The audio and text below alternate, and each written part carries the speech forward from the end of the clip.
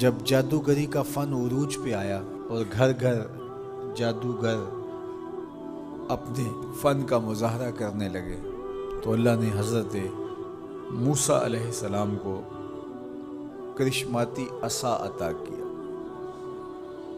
جو جادو کے فخر کو توڑ کے رکھ دیتا ہے. کبھی اژدہا بن جاتا ہے، کبھی ٹارچ بن جاتا ہے، کبھی اتنا لمبا ہوتا ہے کہ پتے جھاڑ لیتے ہیں، کبھی ٹیک لگا کے کھڑے ہو جاتے ہیں. تو یہ عصا ان کو بطور معجزہ عطا کیا گیا جب جادوگری کا فن پورے عروج پر تھا. موسیقیت کا جب بانکپن آیا اور موسیقی کے ذریعے لوگوں کو مسحور کیا جانے لگا تو اللہ نے حضرت داؤد علیہ السلام کو وہ آواز کا جمال عطا کیا کہ جب وہ زبور پڑھتے تھے تو اڑتے پرندے رک جاتے تھے. ایسا حسن عطا کیا.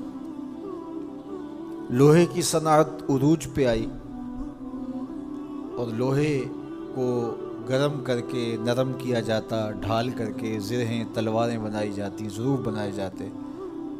تو اللہ نے حضرت داؤد علیہ السلام کو یہ معجزہ دیا کہ وہ لوہے کو ہاتھ میں لیتے موم کی طرح نرم پڑ جاتا اور جس طرح چاہتے اس کو وہ شکل دے دیتے. طب یونانی جب اپنے مرتبہ کمال کو پہنچتی ہے اور ہر مرض کی تشخیص، تدبیر اور علاج معالجہ دریافت کر لیا جاتا ہے، لیکن 3 امراض کا علاج طب یونانی سے نہیں ہو سکتا ہے.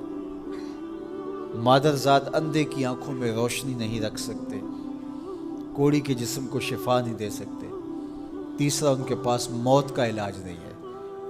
تو طب یونانی کے عروج کے زمانے میں حضرت عیسیٰ آتے ہیں تو ان تینوں مرضوں کا علاج لے کے آتے ہیں.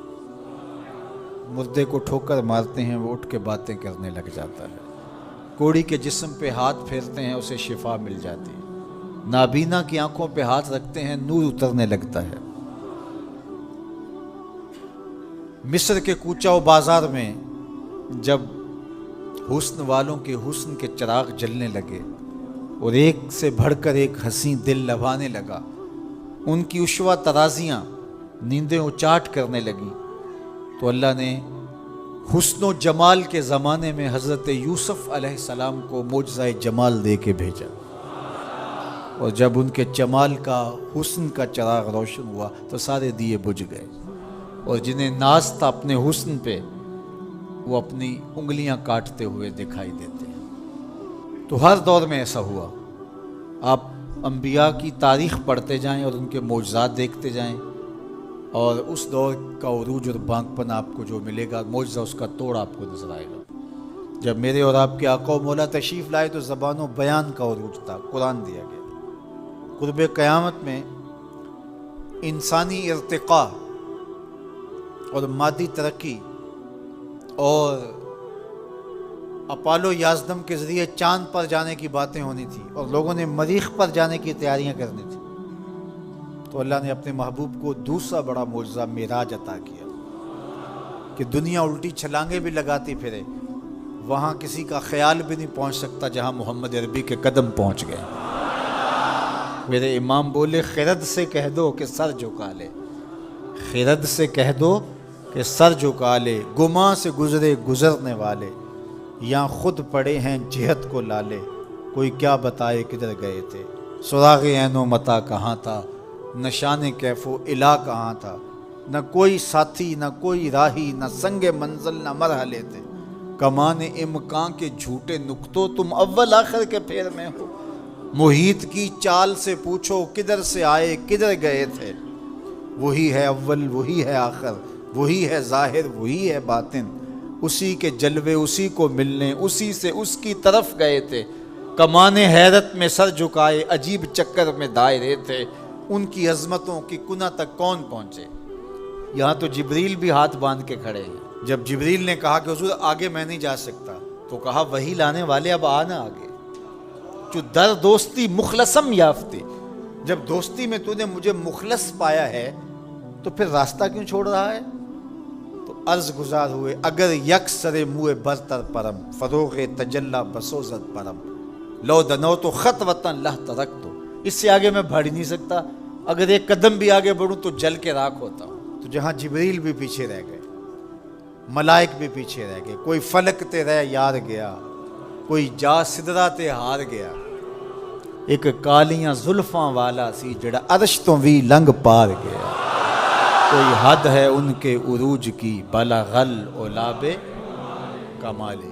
حضرت سری سختی رضی اللہ تعالیٰ عنہ فرماتے ہیں باقی باتیں تو بعد کی بات ہیں، میں اس بات سے ڈرتا ہوں اپنے رب کا سامنا کیسے کروں۔ اللہ اکبر، کیسے اس کے حضور پیش ہوں گا، یہ چیز میرے بدن میں آگ لگا دیتی۔ احکم الحاکمین کا دربار ہو تو کیسے اس کے روبرو میں حاضر ہوں گا۔ اور حضرت اقبال 2 قدم آگے بڑھ کے ایک جملہ بولنے لگے، کہتے ہیں لوگ اس بات سے ڈرتے ہیں کہ رب کا سامنا کیسے کریں گے، میں تو اس بات سے ڈرتا ہوں رسول اللہ کا سامنا کیسے کریں۔ حضور کا امتی ہو کل قیامت کے دن حضور کا سامنا کیسے کرے گا، بندہ خدا اپنے رب کا سامنا کیسے کرے گا۔ لیکن یہ کرنا پڑے گا، یہ نہیں ہے کہ کوئی فرار کا راستہ تلاش کر لے کہ میں نہیں کرتا، یہ کرنا تو پڑے گا، ہر صورت میں کرنا پڑے گا۔ بلکہ ایک حدیث پاک میں آتا ہے قیامت کے دن جب لوگ اس کے روبرو پیش ہوں گے تو اللہ بندے کو اپنے حضور سے ہٹنے نہیں دے گا جب تک 4 سوال اس سے پوچھ نہیں لیتا۔ ان عمرہ فیما افنا ہو، اس سے پوچھا جائے گا عمر کہاں گزاری۔ دوسرا سوال جو اس سے کیا جائے گا ان جسد ہی فیما ابلا ہو، بتا اپنے جسم کو کن کاموں میں لگایا، تجھے پھریرا بدن دیا تھا، اٹھتی جوانی تھی، عنفوان شباب تھا، چمکتی آنکھیں تھی، روشن چہرہ تھا، تجھے سنتے کان بولتی زبان بخشی، چوڑی چھاتی عطا کی، نرگسی آنکھیں تھی، کشادہ پیشانی تھی، قدِ رانا بخشا گیا۔ جب تو چلتا تھا تو تیری رفتار سے غزال خطابی شرمندہ ہوتے تھے، تیرے لہجے کا بانک پن، تیری زندگی کا جمال، تیری چڑھتی جوانی، تجھے دی گئی طاقتیں، صلاحیتیں، بتا تو نے اپنے جسم کو کس راہ میں لگایا۔ اللہ کے حکموں کی تعمیل میں تیرا جسم کمان کی طرح رکوع کی صورت میں جھکا، کیا تو اس کی حضور سجدے میں گیا تو چل کے مسجد کی راہوں کا مسافر بنا یا نہیں بنا۔ جسم کے بارے میں پوچھا جائے گا فیما ابلا ہو وعن علم ہی ماذا عامل فی، اور پوچھا جائے گا تجھے جو علم دیا گیا تھا بتا عمل کہاں تک کیا۔ صرف تقریریں ہی تو نہیں کی، لوگوں کو سمجھاتا رہا اور خود کورے کا کورا رہا، لوگوں کو عمل کی دعوت دیتا رہا اور اپنا من گندا اور میلا ہی رہا، لوگوں کو تلقین کرتا رہا لیکن خود اس پر عمل پیرا ہوا یا نہ ہوا۔ چوتھا سوال جو بندے سے کیا جائے گا وَعَن مَالِهِ مِنْ أَيْنَ اكْتَسَبَهُ وَفِيمَا أَنْفَقَهُ، بتا مال کمایا کیسے اور یہ بھی بتا مال خرچ کہاں کیا۔ مال کے بارے میں 2 سوال، کمایا کہاں اور خرچ کہاں کیا۔ تو اللہ جل شانہ کا سامنا تو کرنا پڑے گا اور ایک وقت آنا ہے کہ تو اپنے رب سے ملاقات کرنی ہے۔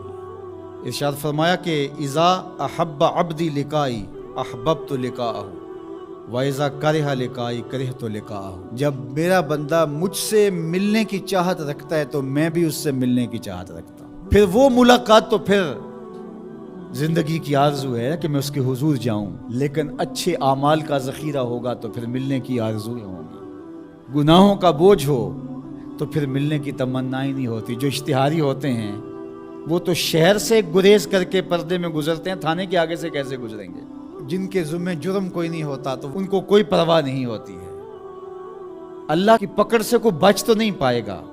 لیکن جنہوں نے اللہ کی رضا کے لیے زندگی بسر کی ہوگی، اللہ جل شانہ سے ملاقات کا شوق انہیں کشاں کشاں اس کی دہلیز پہ لے جائے گا۔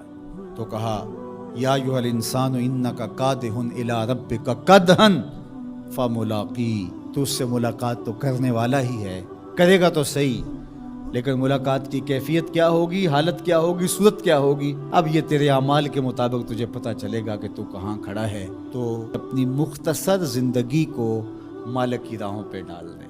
یہ زندگی ایک بار ہی ملی ہے، دوبارہ نہیں ملنی۔